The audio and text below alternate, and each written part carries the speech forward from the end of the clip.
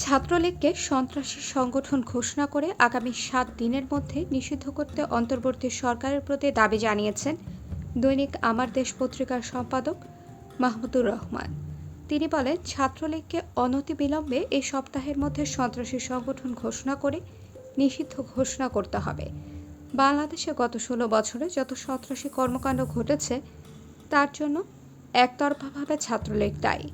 ছাত্রলীগকে সন্ত্রাসী সংগঠন হিসেবে নিষিদ্ধ ছাড়াও আরও দফা দাবিও উত্থাপন করেন মাহমুদুর রহমান। ছাত্র জনতার আন্দোলনে পুলিশ ও ছাত্রলীগকে দায়ী করে মাহমুদুর রহমান আরও বলেন, ছাত্র জনতার বিপ্লবে আবু সাইদ ও মুগ্ধকে হত্যা করা হয়েছে। এই হত্যাকারীর মধ্যে পুলিশ ও ছাত্রলীগের গুন্ডা বাহিনী ছিল।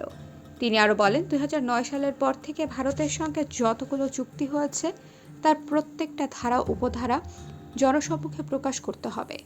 জনগণকে জানতে হবে ভারতের সঙ্গে কি কি চুক্তি হয়েছে। আমার দেশ পত্রিকার ভারপ্রাপ্ত সম্পাদক মাহমুদুর রহমান বলেছেন, বাঙালি মুসলমানদের বড় সমস্যা তারা দ্রুত সব কিছু ভুলে যায়। নিকট অতীত খুব দ্রুত ভুলে যায়। যেমন শেখ হাসিনার অপকর্ম তারা ভুলে গেছে। ফ্যাসিবাদের জুলুম নিয়ে আলোচনা কমে গেছে। তার অপকর্ম নিয়ে আরও আলোচনা হওয়া উচিত বলে মন্তব্য করেন তিনি।